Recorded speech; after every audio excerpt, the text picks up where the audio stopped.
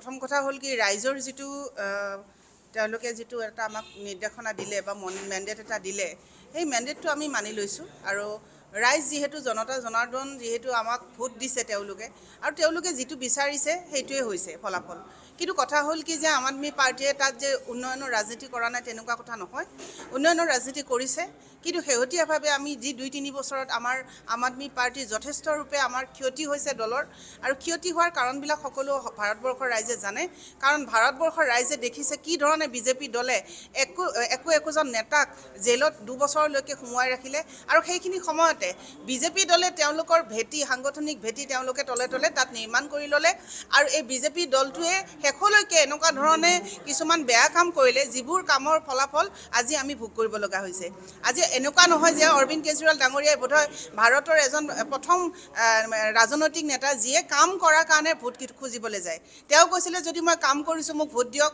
যদি মই কাম কৰা নাই তেনেহ'লে মোক ভোট নিদিব কিন্তু আজি আপোনালোকে যদি চাই যিটো ভোটিং ৰেচিঅ' যদি চাবলৈ যায় তেনেহ'লে দেখিব খুব বেছি পাৰ্থক্য নাই কিন্তু কথা হ'ল কি যে কামৰ ৰাজনীতিৰ কাৰণে আজি যিখিনি মানুহে ভোট দিছে আম আদমি পাৰ্টিক সেইটো কাৰণতে ভোট দিছে কিন্তু যেতিয়া আমি পৰাজয় বৰণ কৰিছোঁ বা বিজেপি দলে চৰকাৰ গঠন কৰিবলৈ গৈ আছে আমি তেওঁলোকক অভিনন্দন জনাইছোঁ কিন্তু এটা কথা ঠিক যি পৰিৱৰ্তন শিলা দীক্ষিতৰ ১৫ বছৰীয়া শাসনকালত ৰাইজে ভোগ কৰিছিলে সেই বেয়া সময়খিনি কিন্তু ভাল সময়লৈকে ৰূপান্তৰিত কৰি অৰবিন্দ কেজৰিৱাল ডাঙৰীয়াই দিল্লীত গোটেই পৃথিৱীৰ সন্মুখত এটা নিদৰ্শন দাঙি ধৰিছিলে স্বাস্থ্য শিক্ষা বিজুলী পানীকে আৰম্ভ কৰি এমপ্লয়মেণ্টলৈকে সকলোখিনি মহিলা সুৰক্ষা ব্যৱস্থা গোটেইখিনি বস্তু যি ধৰণে তেখেতে পৰিৱৰ্তন কৰিছিলে সেই পৰিৱৰ্তনৰ মাজত হয়তো কোনোবাখিনিত ক'ৰবাত খুঁত থাকি গ'ল ৰাইজ সেইকাৰণে অসন্তুষ্ট হৈছে আৰু অসন্তুষ্ট হোৱাৰ কাৰণে হয়তো ৰাইজে বিচাৰিছে যে কোনোবা আৰু এটা নতুন দলে এই দিল্লীখন চলাওক আৰু দিল্লীখন চলোৱাৰ পিছত তেওঁলোকে গম পাব যে কাইলৈ পৰখিলে যেতিয়া বিজেপি দলে কি কাম কৰিব আপোনালোকে দেখি পাইছে প্ৰধানমন্ত্ৰী নৰেন্দ্ৰ মোদী ডাঙৰীয়াই আজি তেওঁ প্ৰধানমন্ত্ৰী হোৱাৰ দিন ধৰি যিমানখিনি উন্নয়নমূলক কামৰ কথা কৈছিল কিমানখিনি কাম কৰিব পাৰিছে সেই কথা ভাৰতৰ ৰাইজে দেখিছে হয়তো এইবাৰ এটা প্ৰথম তেওঁলোকক সুযোগ দিছে ২৭ বছৰৰ পিছত আৰু এই সুযোগ ৰাইজে দিছে আমি মানি লৈছোঁ আমি পৰাজয় কৰা বুলি প্ৰথমতে আমাৰ দিল্লীৰ বৰ্তমান মুখ্যমন্ত্ৰী আতিশী ডাঙৰীয়ানী জয়লাভ কৰিছে তাৰ কাৰণে আমি মানে দুখৰ মাজতো কিছু আনন্দিত চাওক আমি ব্যক্তিগত হিচাপে পাৰ্টিৰ ৰিজাল্টটো যথেষ্ট বেয়া এইটোৰ কাৰণে আমি দুখিত কিন্তু আগতেও কৈছোঁ যে আমাৰ আম আদমি পাৰ্টি অকল এটা ৰাজনৈতিক দল নহয় ই এটা আদৰ্শ অৰবিন্দ কেজৰিৱালৰ নেতৃত্বত নিৰাশাৰ এন্ধাৰে আৱৰি থকা ভাৰতবৰ্ষত যি এটা পোহৰৰ এটা চাকি জ্বলাই আনিছিলে আজি আজি শিক্ষা হওক আজি আমাৰ স্বাস্থ্য হওক যিটো মূল বস্তু যাৰ কাৰণে এখন নতুন ভাৰতবৰ্ষ গঢ়াৰ এটা সপোন আমাৰ মাজত উদগাই তুলিছিলে আৰু সেইটো কাৰণে আমি এটা নতুন চিন্তাধাৰা আজি ভাৰতবৰ্ষৰ মাজত আনি দিব বিচাৰিছোঁ আৰু এই বস্তুটো আজি আপুনি চাওক যে আমাৰ ভাৰতবৰ্ষৰ মানুহক আজি যি খাব কোনো চাকৰি নাই কোনো সংস্থান নাই গৈ পেলাই মাটি বিক্ৰী কৰি গৈ আমেৰিকাত গৈছিলে আৰু সেই আমেৰিকাই আজি শৃংখলিত কৰি হাতে বৰি বান্ধি তেওঁলোকৰ উৰাজাহাজত আনি পেলাই ভাৰতবৰ্ষত থৈ গৈছে মেক্সিকো আৰু কানাডাই তেওঁলোকক প্ৰত্যুত্তৰ দিছে কিন্তু আমাৰ ভাৰতবৰ্ষই দিব পৰা নাই আজি ভাৰতবৰ্ষৰ ডেকা ল'ৰা গৈ পেলাই ৰাছিয়াত গৈ পেলাই যুদ্ধ কৰিবলগীয়া হৈছে তেওঁলোকৰ লগত যুদ্ধ কৰি সৈনিকৰ সন্মুখত হাৰি ভাৰতীয় ল'ৰা কিহৰ কাৰণে অন্ন বস্ত্ৰ সংস্থাপন নোহোৱাৰ কাৰণে এই যিটো ভাৰতবৰ্ষত আজি এনেকুৱা ধৰণৰ হৈছে আৰু তাত যিটো আজি একমাত্ৰ ভোটৰ খেল কৰি পেলাই তেওঁলোকে নিঃশংকভাৱে এই এটা দলক যিটো দলে এটা আশাৰ পোহৰ আনিছিলে এটা নতুন জাতি ভাৰতবৰ্ষ এটা শক্তিশালী জাতি তৈয়াৰ কৰিব বিচাৰিছিলে তাক আজি নিঃশেষ কৰাৰ যি এটা ষড়যন্ত্ৰ কৰিলে এই ষড়যন্ত্ৰত ক্ষন্তেক সময়ৰ কাৰণে আমি আজি হাৰি গৈছোঁ হয় কিন্তু আমি এই হাৰাটো আমাৰ চিৰদিনৰ কাৰণে হাৰা নাই আমি নতুন সাহস নতুন উদ্যমেৰে অৰবিন্দ কেজৰিৱালৰ নেতৃত্বত আমি আকৌ আগবাঢ়ি ভাৰতৰ পৰিৱৰ্তন আনিম আজি ভাৰত পৃথিৱীৰ ভিতৰত সৰ্বশ্ৰেষ্ঠ জনসংখ্যাৰ দেশ কিন্তু সেই দেশত যদি আজি সবচে বেছি ডেকা ল'ৰাৰ দেশ ভাৰতবৰ্ষ তাত যদি আমি ডেকা ল'ৰাখিনিক আজি সংগঠিত কৰি যদি তেওঁলোকক আমি কামত লগাব নোৱাৰোঁ তেনেহ'লে এই ভাৰতবৰ্ষ এদিন নিঃশেষ হৈ যাব আৰু সেইখিনি সপোন আমি কৰি পেলাই ভাৰতবৰ্ষ আমি নতুন যুগত আগবঢ়াই লৈ যাম এই আমাৰ কল্পনা এইটো নিৰ্বাচন হৈছে আপোনাৰ ধনবল বাহুবলৰ দ্বাৰা মানে এককভাৱে জিকাৰ এটা নিৰ্বাচন য'ত বিজেপিয়ে আপোনাৰ কি কৰিছে ধনবল বাহুবল লগাই যেনেকৈ নহওক মানে দিল্লীৰ পৰা আম আদমি পাৰ্টি চৰকাৰখন কেনেকৈ গুচাব লাগে তেওঁলোকৰ সেইটোৱে সপোন আছিল।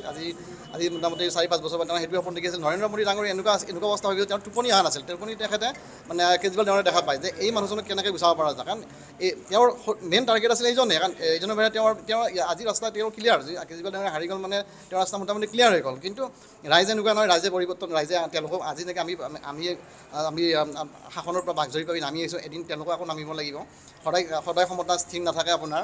এই চাওক, আমি দিল্লীখনত যথেষ্ট পৰিৱৰ্তন কৰিছিলোঁ। আজি যোৱা 70 বছৰ যিটো কাম হোৱা নাছিল, আমাৰ কেজৰিৱাল ডাঙৰে সেই কামটো কৰিছিল। চাওক, যোৱা 70 বছৰত দিল্লীত আছিল 200 মিটাৰ মেট্ৰ' আছিল। কেজৰিৱাল ডাঙৰে শাসন লৈ তেওঁ 9 বছৰত 4500 কিলোমিটাৰ মেট্ৰ' বনাই ৰাস্তা তেওঁ আপোনাৰ 2000 কিলোমিটাৰ নতুনকৈ তেওঁ ৰাস্তা নিৰ্মাণ কৰে।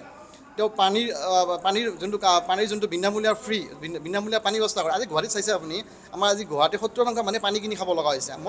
মই পানী কিনি খাই আছোঁ। আৰু সেই দিল্লী মহানগৰত কেজৰিৱাল ডাঙৰে পানী বিনামূলীয়া কৰিছে, কাৰেণ্টৰ বিল বিনামূলীয়া কৰিছে।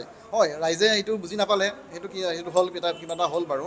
আপোনাৰ কাৰণ বহুকেইটা আছে, ৰাইজে অলপ পৰিৱৰ্তন বিচাৰিছে। ৰাইজে বিচাৰিছে যে আপোনাৰ যিহেতু চেণ্ট্ৰেলত বিজেপি চৰকাৰ আছে, ৰাজ্যখনতো যে বিজেপি চৰকাৰে আৰু অলপ ডেভেলপ হ'ব তেওঁলোকৰ, সেইটো এটা আমি পৰাজিত কাৰণ এটা আছে।